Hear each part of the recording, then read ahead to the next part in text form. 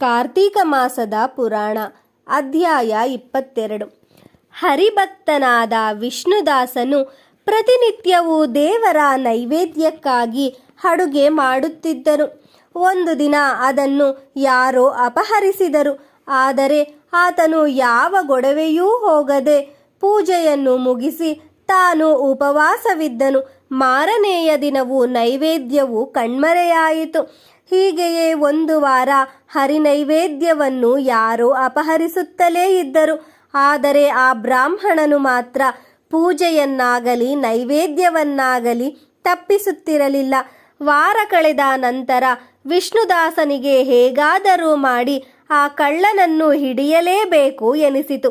ಆ ದಿನ ಆತನು ಬೇಗ ಅಡುಗೆ ಮಾಡಿ ಅನಂತಶಯನ ದೇವರಿಗೆ ನೈವೇದ್ಯ ಮಾಡಿ ಒಂದು ಕಡೆ ಅಡಗಿ ಕುಳಿತನು. ಸ್ವಲ್ಪ ಸಮಯದಲ್ಲಿ ಅಂತ್ಯಜನೊಬ್ಬನು ಆ ನೈವೇದ್ಯವನ್ನು ಕದಿಯಲೆಂದು ಅಲ್ಲಿಗೆ ಬಂದನು.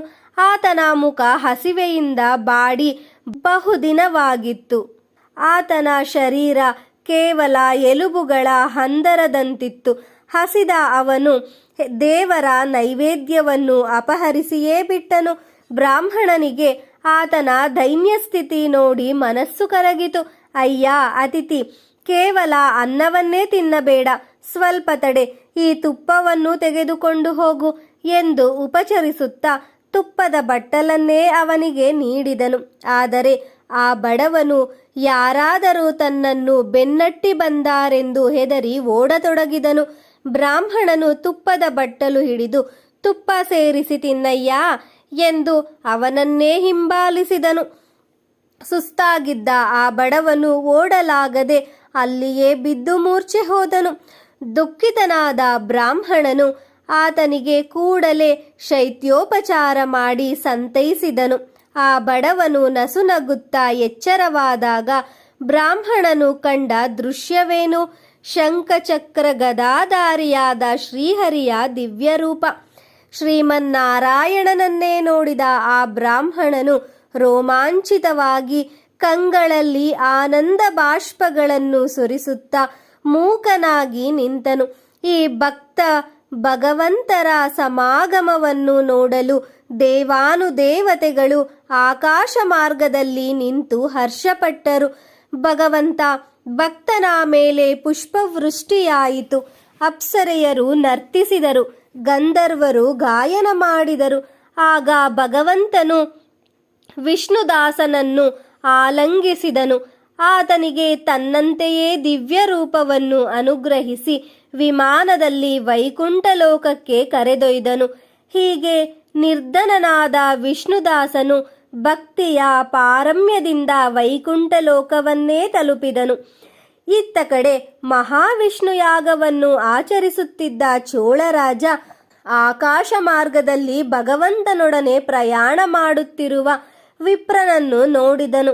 ಆಗ ರಾಜನು, ಮದ್ಗಲ ಮುನಿಯೇ, ನನ್ನೊಂದಿಗೆ ವಾದ ಮಾಡಿದ ಆ ಬಡಬ್ರಾಹ್ಮಣನು ವೈಕುಂಠವನ್ನು ತಲುಪಿದನು.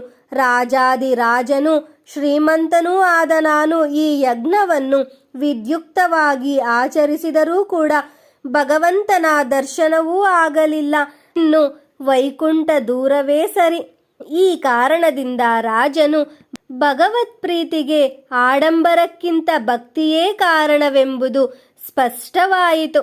ಭಕ್ತಿ ಇಲ್ಲದಿದ್ದರೆ ಈ ಯಜ್ಞವೆಲ್ಲ ವ್ಯರ್ಥ ಎಂದುಕೊಂಡು ಸಿಂಹಾಸನದಲ್ಲಿ ತನ್ನ ಸೋದರಳಿಯನನ್ನು ಕೂರಿಸಿ ತಾನು ವಿರಕ್ತನಾದನು. ಆದುದರಿಂದಲೇ ಇಂದಿಗೂ ಚೋಳ ದೇಶದಲ್ಲಿ ಮಹಾರಾಜನ ಬಳಿಕ ಆತನ ಸೋದರಳಿಯನೇ ಉತ್ತರಾಧಿಕಾರಿಯಾಗುವ ಸಂಪ್ರದಾಯವಿದೆ. ಅನಂತರ ಚೋಳ ಮಹಾರಾಜನು ಯಜ್ಞಕುಂಡವನ್ನೇ ಪ್ರವೇಶಿಸಿದನು. ಆತನನ್ನು ಶ್ರೀಹರಿಯು ಆಲಂಗಿಸಿ ರಕ್ಷಿಸಿದನು. ರಾಜನಿಗೂ ಭಗವಂತ ಸಾರೂಪ್ಯ ಪದವಿಯನ್ನೇ ಅನುಗ್ರಹಿಸಿದನು. ತನ್ನೊಡನೆ ದಿವ್ಯ ವೈಷ್ಣವ ವಿಮಾನದಲ್ಲಿ ರಾಜನನ್ನು ವೈಕುಂಠ ಲೋಕಕ್ಕೆ ಕರೆದೊಯ್ದನು. ಈ ರೀತಿ ಹರಿಭಕ್ತನಾದ ವಿಷ್ಣುದಾಸ ಚೋಳರಾಜ ಇಬ್ಬರು ವಿಷ್ಣು ಲೋಕವನ್ನೇ ತಲುಪಿದರು. ಅವರಿಬ್ಬರನ್ನು ಭಗವಂತನು ತನ್ನ ದ್ವಾರಪಾಲಕರನ್ನಾಗಿ ನಿಯಮಿಸಿದನು. ಆದ್ದರಿಂದ ವಿಷ್ಣುದೂತರು ಧರ್ಮದತ್ತನಿಗೆ ಈ ವೃತ್ತಾಂತ ತಿಳಿಸಿ ಹೇಳುತ್ತಾರೆ. ಹೇ ವಿಪ್ರನೇ, ಭಗವಂತನ ಅನುಗ್ರಹಕ್ಕೆ ಎರಡು ಮಾರ್ಗಗಳಿವೆ. ಒಂದು ಜ್ಞಾನ, ಇನ್ನೊಂದು ಭಕ್ತಿ. ಇದರಲ್ಲಿ ಭಕ್ತಿರಹಿತ ಜ್ಞಾನ ನಿರರ್ಥಕ, ಭಕ್ತಿಯಿಂದಲೇ ಮೋಕ್ಷ ಎಂದು ಹೇಳಿದರೆಂಬಲ್ಲಿಗೆ ಕಾರ್ತೀಕ ಮಾಸ ಮಹಾತ್ಮೆಯ 22ನೆಯ ಅಧ್ಯಾಯವು ಸಂಪೂರ್ಣವಾಯಿತು. ಧನ್ಯವಾದಗಳು. ಯಾರೆಲ್ಲ ನನ್ನ ಚಾನಲನ್ನು ಸಬ್ಸ್ಕ್ರೈಬ್ ಮಾಡದೆ ನೋಡುತ್ತಿದ್ದೀರೋ ದಯವಿಟ್ಟು ಚಾನಲನ್ನು ಸಬ್ಸ್ಕ್ರೈಬ್ ಮಾಡಿಕೊಳ್ಳಿ ಹಾಗೂ ನಿಮ್ಮ ಫ್ಯಾಮಿಲಿ ಮತ್ತು ಫ್ರೆಂಡ್ಸ್ಗೆ ಶೇರ್ ಮಾಡಿ. ದೇವರ ಕೃಪಾ ಕಟಾಕ್ಷ ಎಲ್ಲರಿಗೂ ದೊರಕಲಿ. ಸರ್ವೇ ಜನಾಃ ಸುಖಿನೋ ಭವಂತು.